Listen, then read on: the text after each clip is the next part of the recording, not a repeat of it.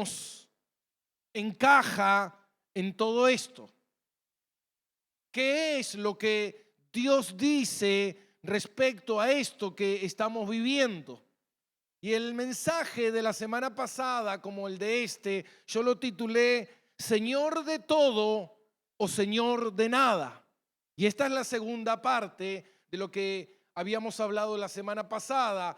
En cierta forma me ayudó mucho el libro del pastor John Piper, un gran teólogo que recomiendo su material. Es uno de los teólogos del siglo XXI extraordinario que tenemos hoy en día con vida.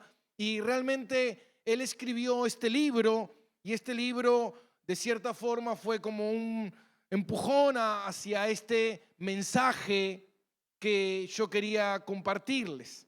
De qué es lo que Dios está haciendo en medio del sufrimiento. ¿Por qué Dios permite el sufrimiento? Y ya pudimos ver la semana pasada, a la luz de la palabra, cómo Dios está en control de todo. Cómo Dios es el que gobierna todo lo que pasa en el universo. Cómo Dios gobierna lo visible y también lo visible. Y leímos Deuteronomio 32, 39, y yo se los voy a recordar, y dice así: ved ahora que yo soy yo, dice Jehová. Ved ahora que yo soy yo, y no hay dioses conmigo. Yo hago morir y yo hago vivir. Yo hiero y yo sano. Y no hay quien pueda librar de mi mano. Ahora, ¿qué es lo que dice la palabra? ¿Qué es lo que dice el Señor?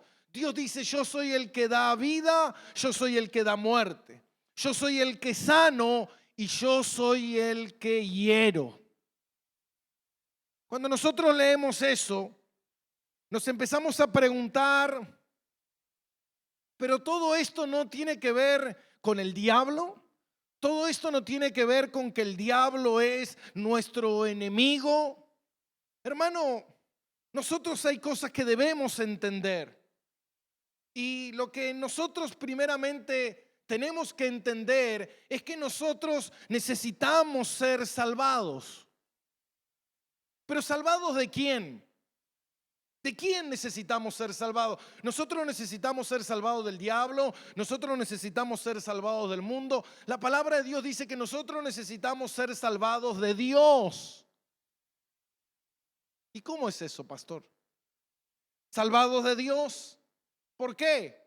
Porque la Biblia dice que nosotros somos enemigos de Dios.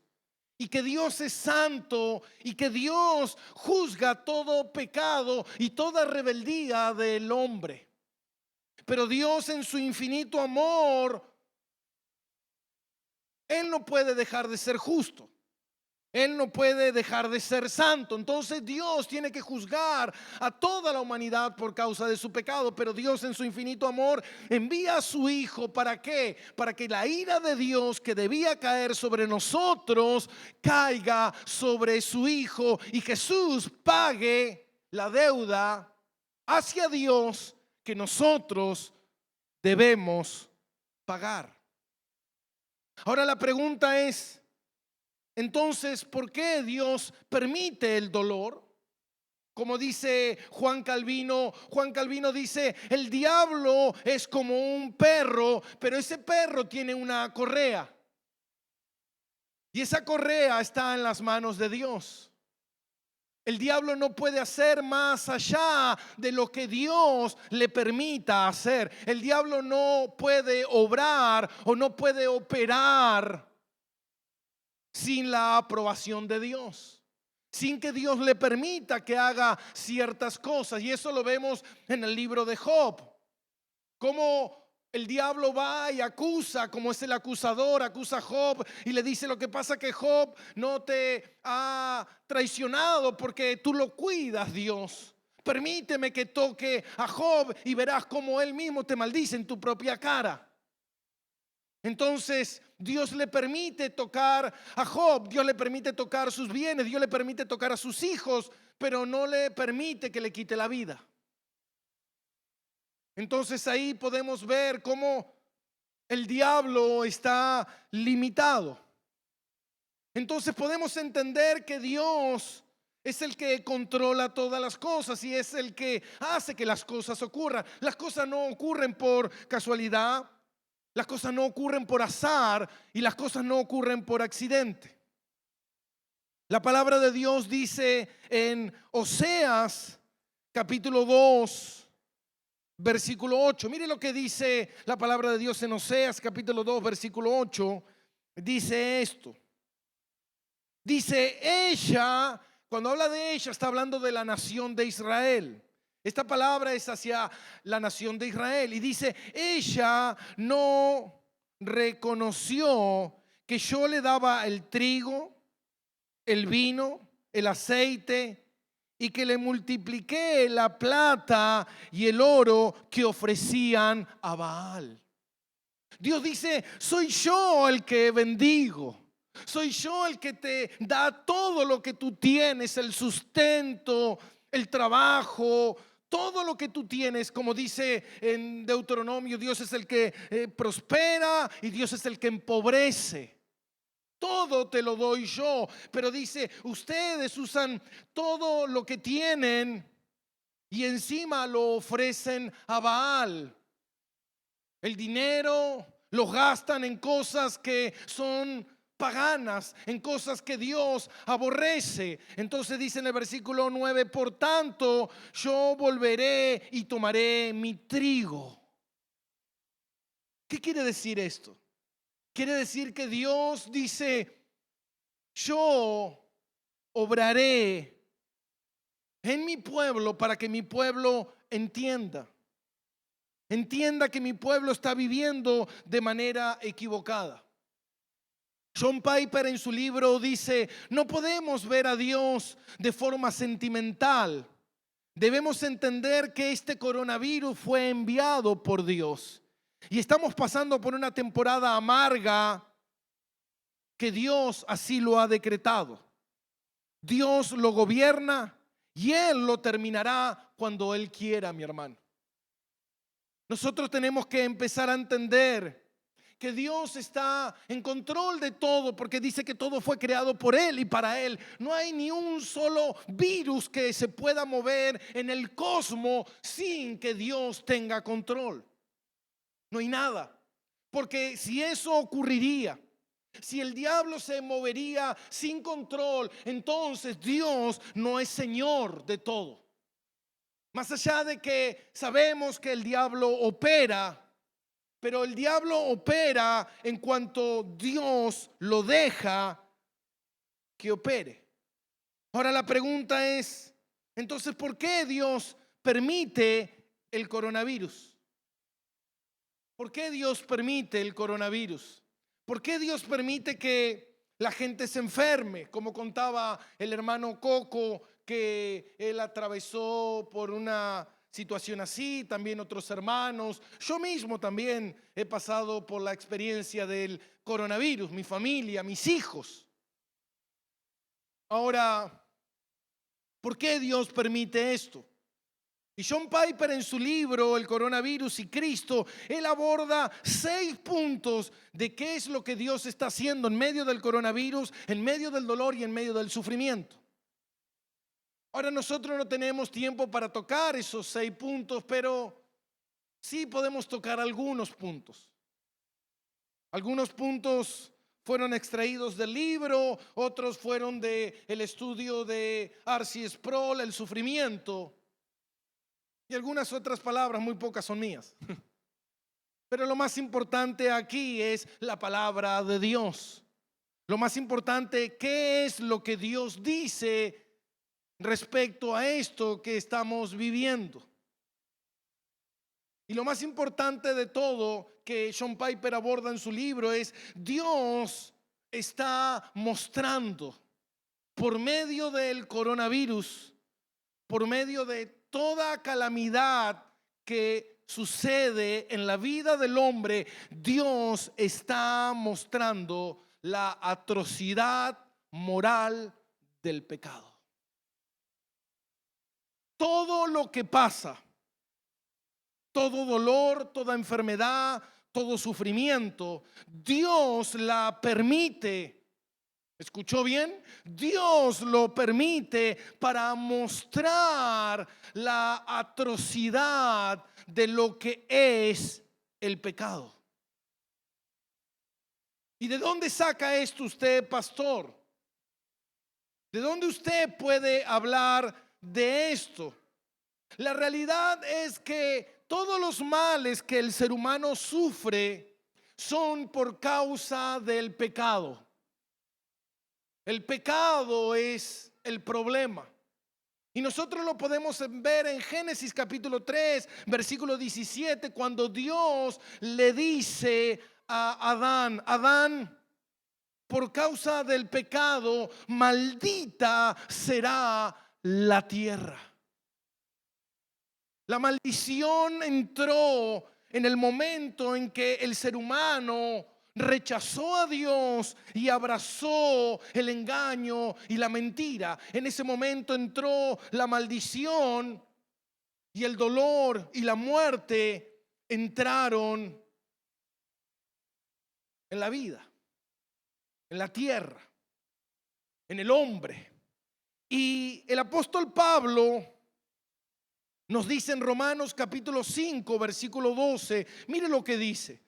Romanos capítulo 5, versículo 12. Dice: por tanto, como el pecado entró en el mundo por un hombre, y por el pecado la muerte, así la muerte pasó a todos los hombres, por cuanto, ¿qué? ¿Por qué Dios permitió, o por qué Dios maldijo la tierra, y por qué Dios maldijo la vida con calamidades, con dolor, con sufrimiento por causa del pecado? ¿Por qué? Porque así como Adán pecó, todos nosotros somos Adán. Todos nosotros pecamos. Pero pastor, yo no soy Adán, el culpable fue Adán. Dios, en su soberanía y en su control, si tú estarías en la misma situación que Adán, hubieses hecho lo mismo. ¿Se da cuenta? Entonces entró el dolor, entró el sufrimiento. ¿Por qué? Porque el hombre le dio la espalda a Dios y aceptó vivir su vida a su manera, lejos de Dios. Ahora, cuando nosotros vemos este juicio que Dios ha establecido, hermano, este juicio no tiene que ver con los que desobedecieron a Dios. No tiene que ver con los que le dieron la espalda a Dios, sino que este juicio es sobre la humanidad. No importa si usted es hijo de Dios o no es hijo de Dios. Muchos creen que, y yo pensaba el otro día, mientras reflexionaba y meditaba en esto, ¿por qué? Porque mucha gente, usted puede leer los evangelios, y mucha gente seguía a Jesús por los milagros.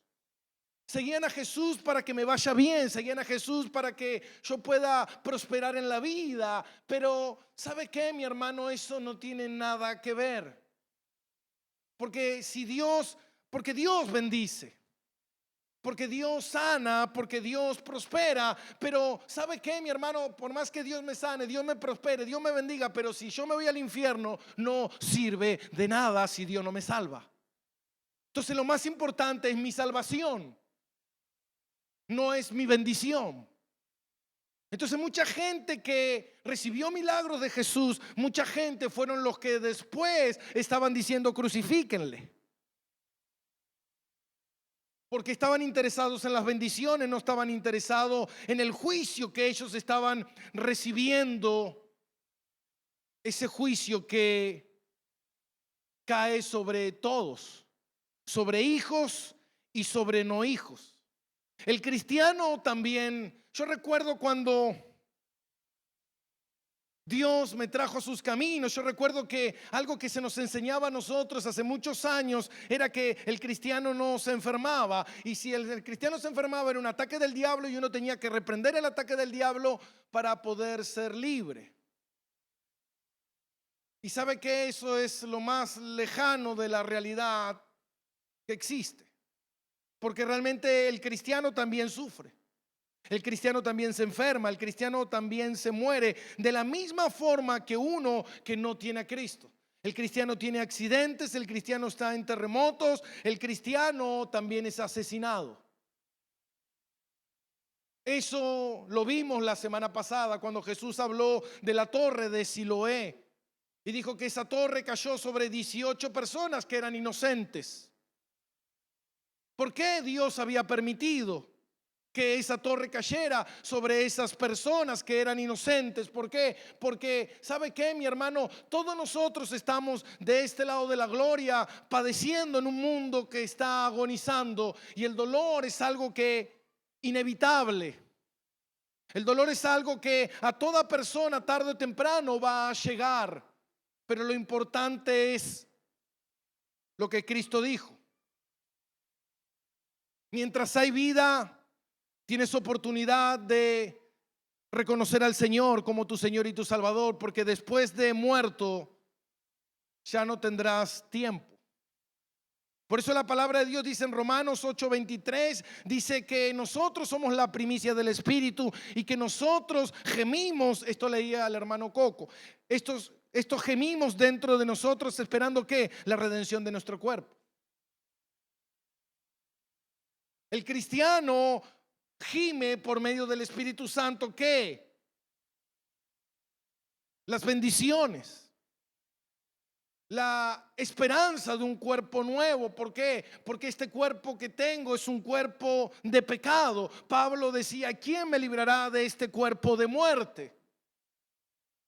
Este cuerpo que cargó el pecado, a pesar de que hoy uno puede estar en Cristo y tener a Cristo y ser salvo, sigue teniendo un cuerpo de pecado que un día tendrás que dejar. Ahora, la diferencia entre el sufrimiento de un cristiano y de uno que no es cristiano, ¿cuál es? Porque al fin de cuentas somos lo mismo. Estamos en la iglesia y pastor, usted no nos promete nada, no estamos recibiendo absolutamente nada. Hay una diferencia. Y esa diferencia está en Romanos 8:1, que dice que para los que están en Cristo Jesús no hay condenación. Para los que están en Cristo Jesús no hay condenación, hermano. No está diciendo que para los que están en Cristo Jesús no van a sufrir. Para los que están en Cristo Jesús no les va a haber ningún problema, no les va a agarrar coronavirus. Porque eso sería antibíblico, porque la palabra de Dios dice que Jesús dijo: en el mundo tendréis ¿qué? Entonces, ¿por qué la gente predica de que no va a haber aflicciones en Cristo? Si Jesús dijo: en el mundo tendréis aflicciones. La diferencia es que para los que están en Cristo Jesús no hay condenación. Y esto significa que para el que no es cristiano, el dolor, el sufrimiento y las aflicciones son un castigo. Pero para el cristiano no.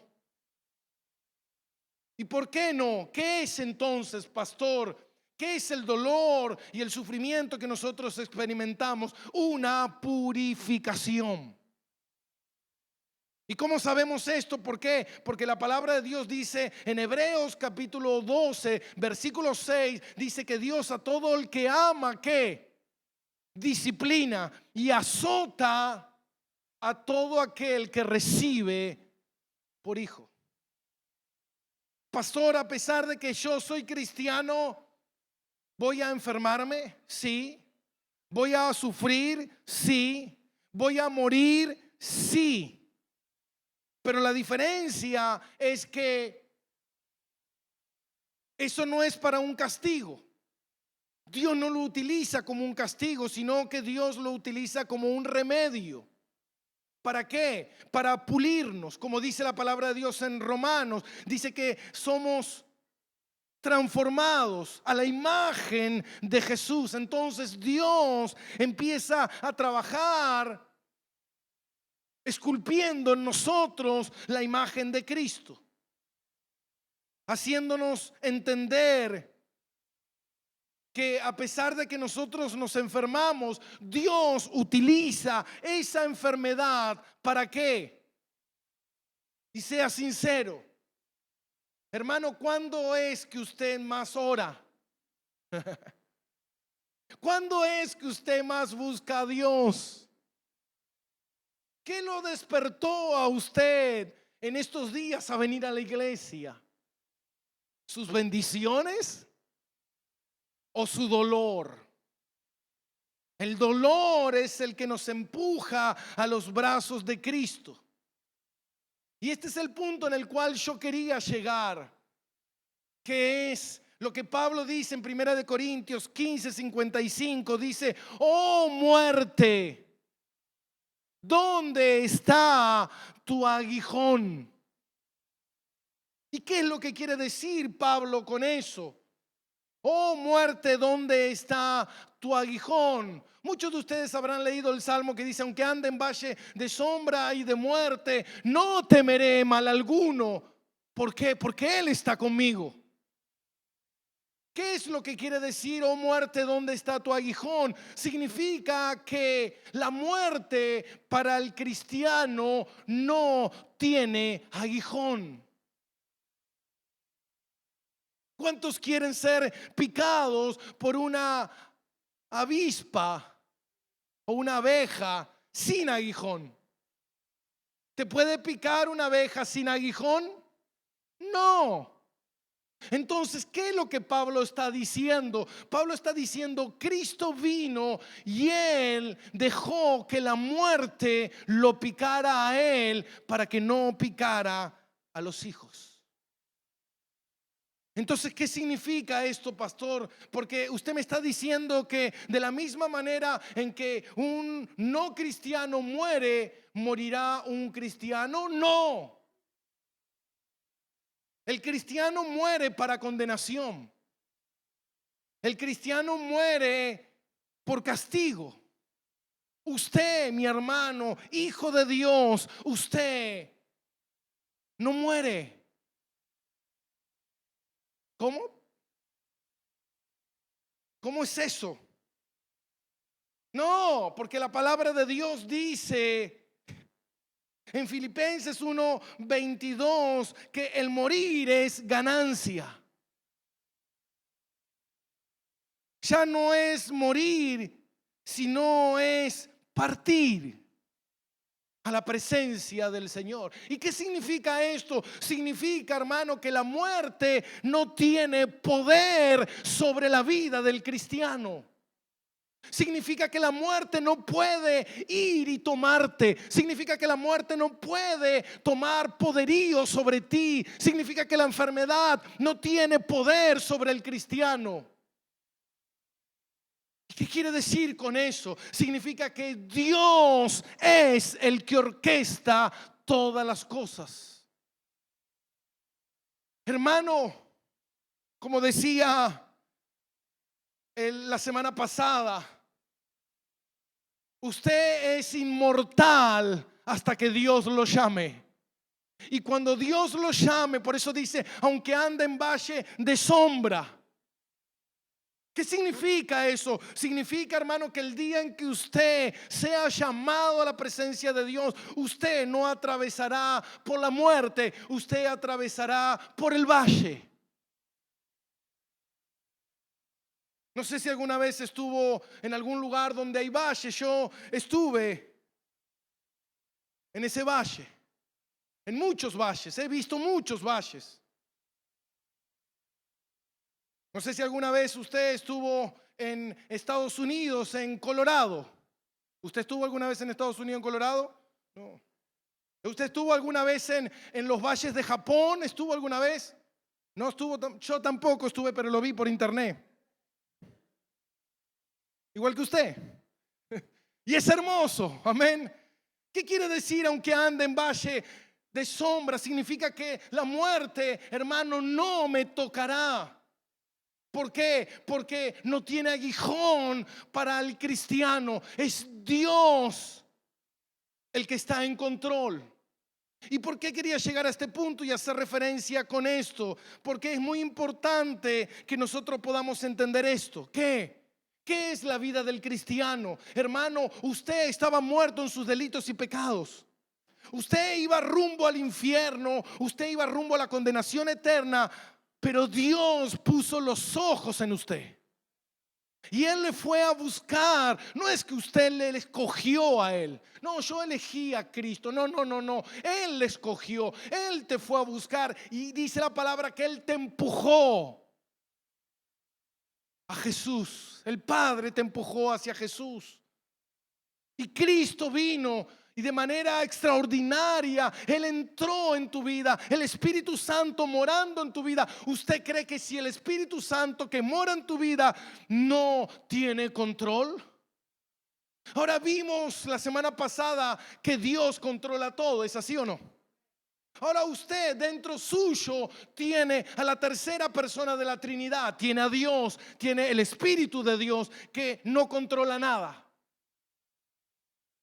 Ahora controla el universo. El que controla el universo está dentro mío, pero de repente no controla un virus, no controla el día de mi muerte, no controla mi gripe, no controla mis dolencias, no controla mis aflicciones, pero es un Dios que controla todo, que vive dentro mío, pero no me controla. Entonces, ¿cómo es? ¿Será que estoy equivocado? Claro que sí. Claro que estoy equivocado. Por eso dice la palabra de Dios en Mateo 6:25. Muchos de ustedes lo conocen. Dice: no os afanéis por vuestra vida. Jesús dice: no te preocupes por la vida. ¿Y sabe por qué Jesús dice no te preocupes por la vida? Escuche bien esto. No te preocupes por la vida, por qué comeréis, por qué vestiréis o por qué beberéis. ¿Por qué Jesús dice no te preocupes por eso? Jesús dice no te preocupes por la vida. ¿Por qué? Porque Dios es el que sostiene la vida.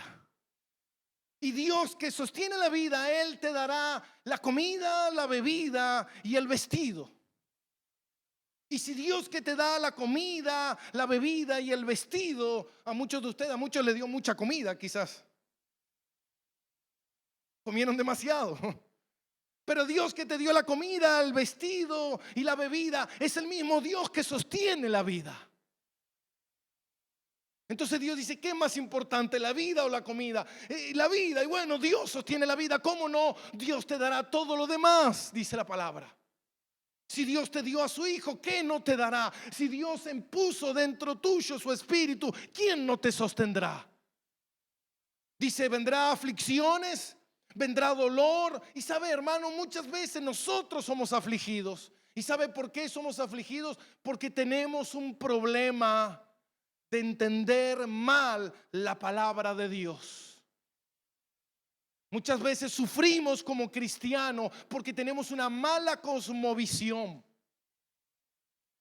El otro día escuchaba el testimonio de Kate, la mujer del pastor Miguel Núñez, y decía que ella por mucho tiempo, ella es norteamericana, tenía una gran carrera en medicina en Estados Unidos, y de repente su marido tiene un llamado de Dios, se van a República Dominicana a empezar el ministerio que hoy tiene. Y ella dice que cuando llegó empezó a sufrir depresión. Y sufrió depresión y depresión y depresión. Y no sabían por qué estaba sufriendo depresión. ¿Y sabe por qué estaba sufriendo depresión? ¿Por qué? Porque ella no aceptaba lo que Dios estaba haciendo. Y dice que cuando le pidió perdón a Dios, digo, ¿cuántos de nosotros estamos aquí y muchas veces no aceptamos lo que Dios está haciendo? No acepto ser pobre. ¿Por qué no? No acepto no tener un esposo. Todo el mundo tiene esposo, pero Dios quiso que tú no tengas. Entonces de repente tú caes en depresión, te enojas con Dios y el problema es que tú no aceptas lo que Dios está haciendo porque el Espíritu Santo mora dentro tuyo y Él orquesta todas las cosas y todas las cosas van a ser para su gloria. Tú no sos cristiano para vivir para tu gloria. Tú no eres cristiano para que Dios haga lo que tú quieres. Tú eres cristiano para su gloria. Y Dios, desde antes de la fundación del mundo, Él planificó un plan sobre tu vida. Te guste o no.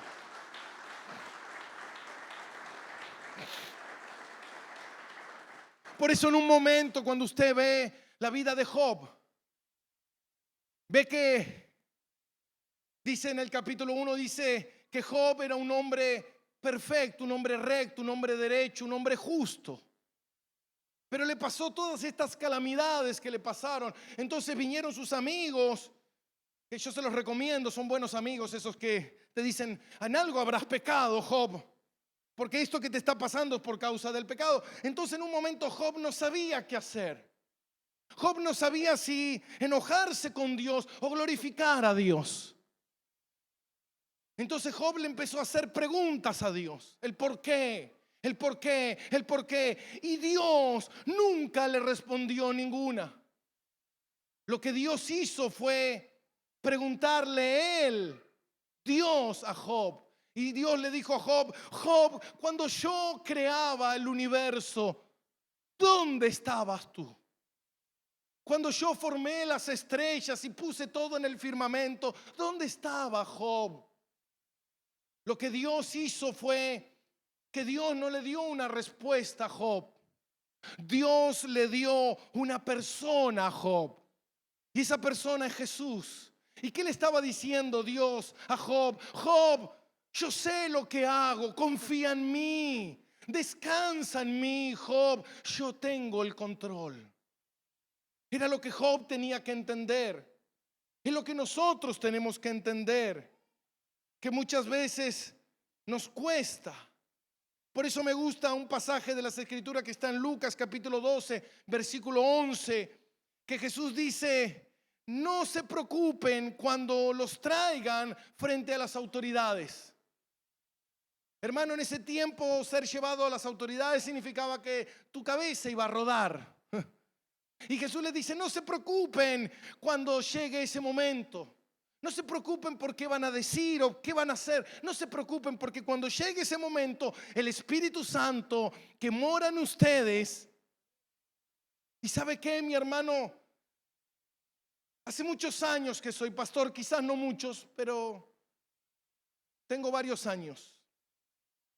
Y tuve la experiencia de ver mucha gente partir de este mundo. Y sabe que las experiencias que tuve de la gente que partió fue que en una oportunidad fui a un hospital a ver a una persona que no tenía a Cristo y la familia me pidió que fuera, y cuando entré a esa habitación los médicos iban a hacer entrar en coma a esa persona para que partiera esa noche.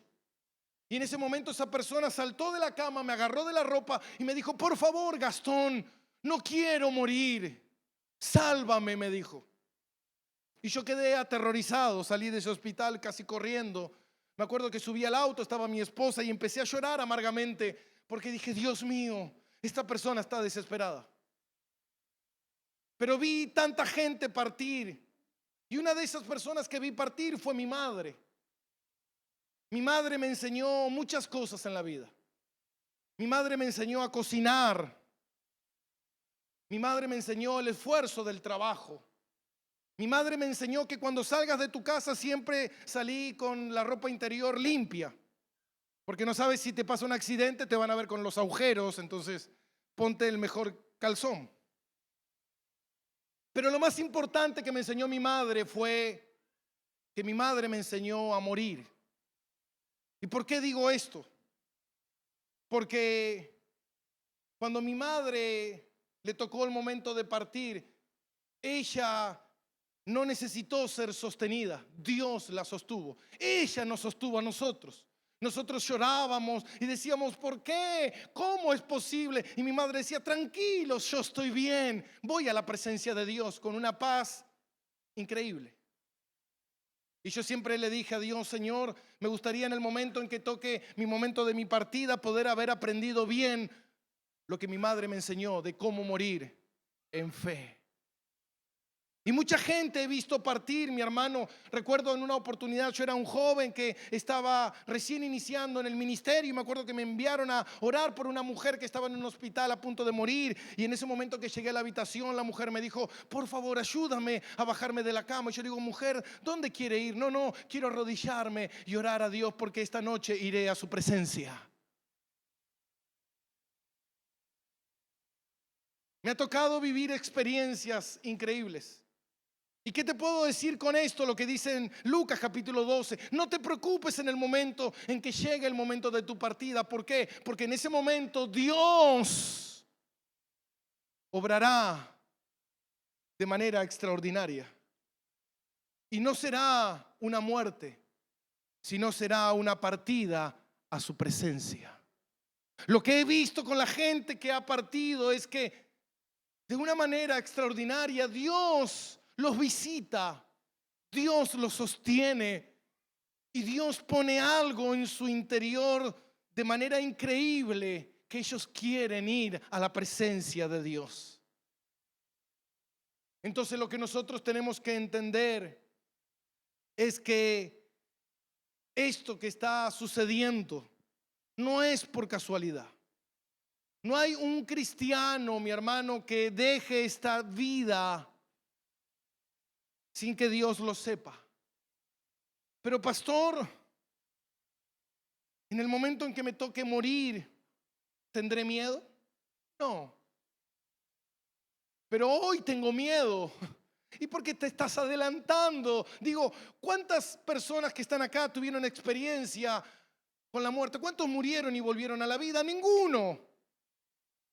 Entonces cuando llegue tu momento de tu partida, verás que es Dios el que te sostiene. Yo le decía a mi esposa que yo aprendí muchas cosas a través del dolor. Una fue el año pasado cuando me quebré mi pierna. Yo tuve quebradura de tibia, peroné, desplazamiento de tobillo, rotura de ligamentos. Fue un desastre lo que le pasó a mi pierna. Y yo recuerdo que cuando estaba ahí internado a punto de ser operado, a mí me pusieron una placa, 11 tornillos, me operaron 2 veces, me abrieron de un lado, me abrieron del otro. Quedé con una gran cicatriz. Yo recuerdo que cuando estaba ahí internado, todos me decían, mira que esto va a doler y va a doler mucho y es terrible y te van a poner una anestesia que es muy fuerte. Y ¿sabe qué, mi hermano? En ese momento me agarró un miedo. Y yo dije, wow, esto va a ser fuerte. Pero recuerdo que en el momento en que me vinieron a buscar para llevarme al quirófano, una paz inundó mi corazón. Y llegué al quirófano gozoso. Y salí del quirófano con alegría en mi corazón. Algo había sucedido. Dios es el que en el momento en que lleguen las cosas, Dios es el que está en control. Amén, mi hermano.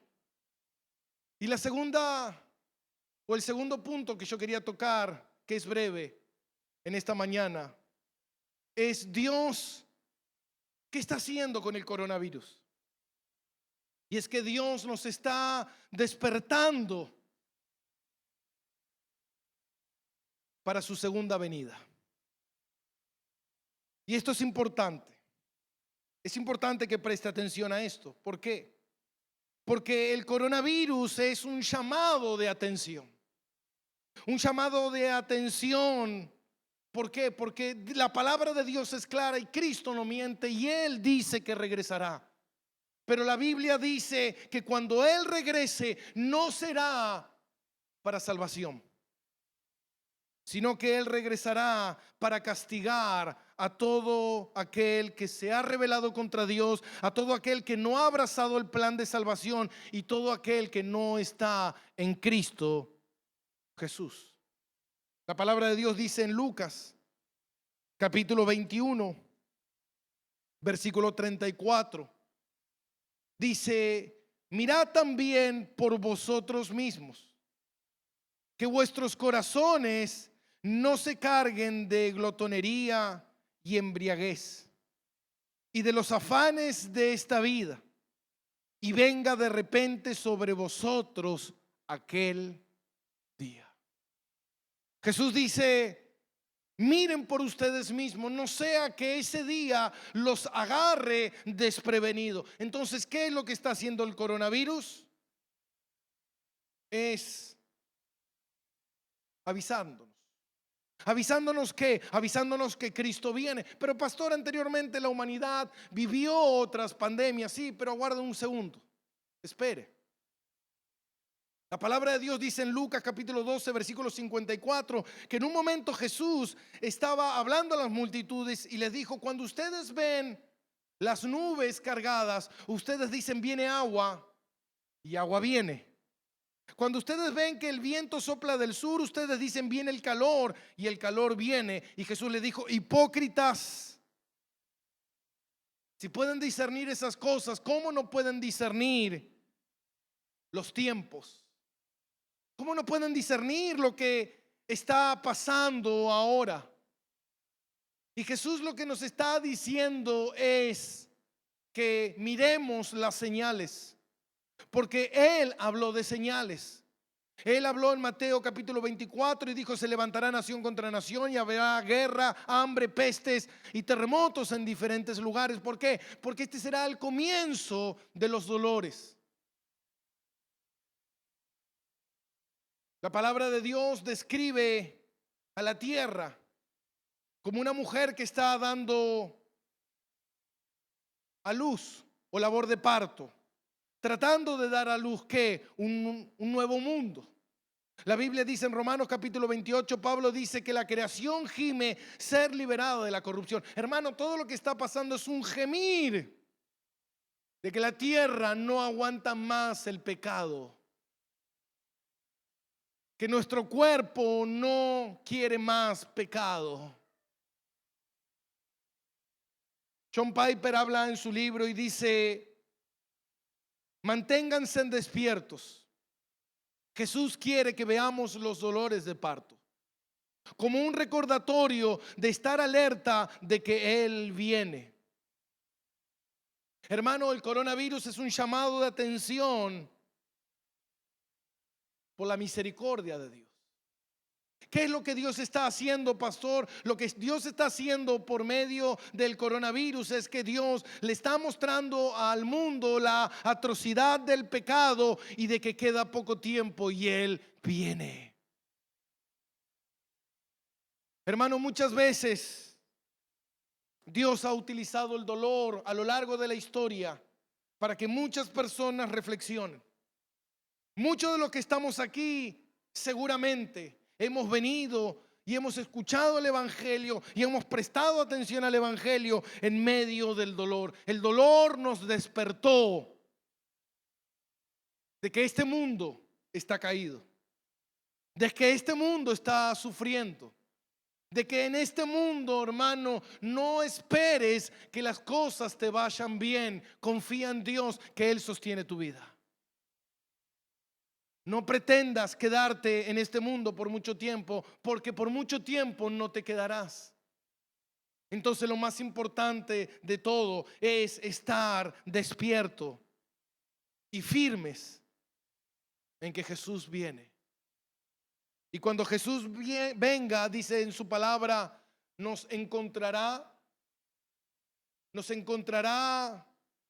donde debemos, nos encontrará haciendo lo que Él nos dijo que hiciéramos. Esto. ¿Qué es lo que Él me dijo? Esto. La Biblia dice: sé santo porque yo soy santo.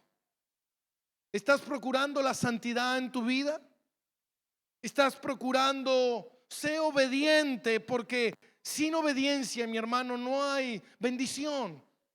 La palabra de Dios dice en Mateo capítulo 7, versículo 21, no todo el que me dice Señor, Señor entrará en el reino de los cielos. Hermano, al cielo no entra alguien que concuerda con Jesús.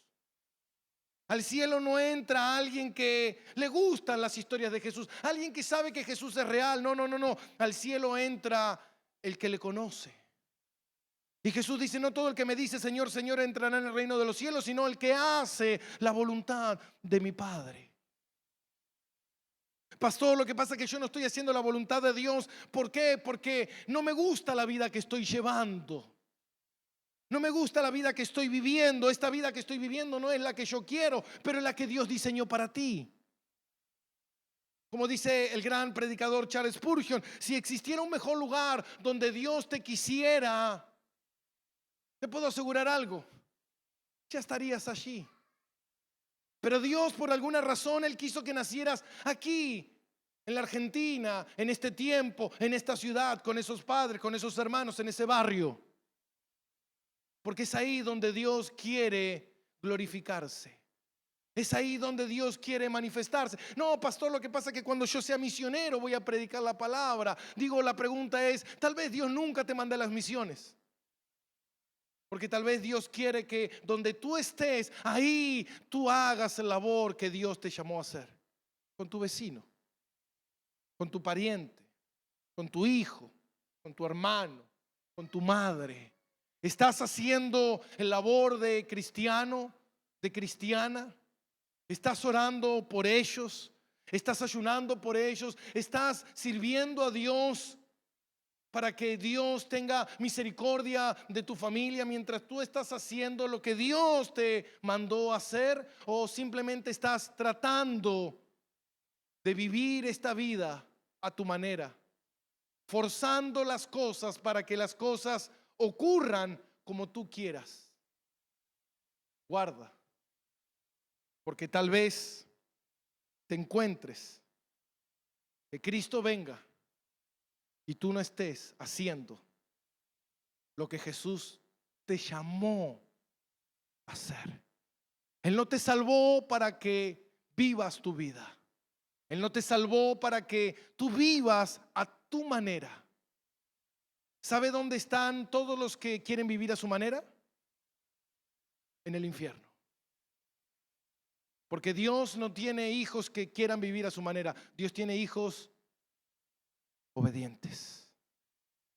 No, lo que pasa, pastor, es que a mí me cae bien esa gente, son mis amigos. Mira, hermano, no se trata de sentimentalismo, no se trata de hacer lo que a vos te gusta, se trata de hacer lo que Dios dice en su palabra. ¿Se da cuenta? El otro día hablaba con una mujer y me decía, pastor, yo no puedo entender cómo Dios no salvó a mi perro de que muriera. Y yo le dije, mira, Dios no hace esas cosas. Dios está interesado en los hombres. Y dijo, yo no puedo entender cómo Dios no me deja a mí amar más a los animales que a los hombres. ¿Por qué? Porque los animales son mejores que los hombres. Y yo le dije, no es así. El hombre es pecador y el hombre carga la imagen de Cristo, los animales no. Entonces, si tú vives para los animales, olvídate de tener a Cristo. Se enojó y no me habló más. ¿Y sabe qué, mi hermano? Esto no se trata de quedar bien. Esto se trata de decir la verdad. Esto se trata de decir lo que Dios dice en su palabra y vivir lo que Dios dice en su palabra. Ahora la pregunta es, ¿estás viviendo lo que Dios dice en su palabra? ¿Estás tratando de vivir lo que Dios dice en su palabra? ¿O simplemente viniste el día de hoy esperando que Dios haga un milagrito para ti? Te bendiga Dios. Tenga compasión de ti y te dé lo que tú quieras. Porque ¿sabes qué, mi hermano? Dios no te da lo que tú quieres. Dios te da lo que tú necesitas. Amén.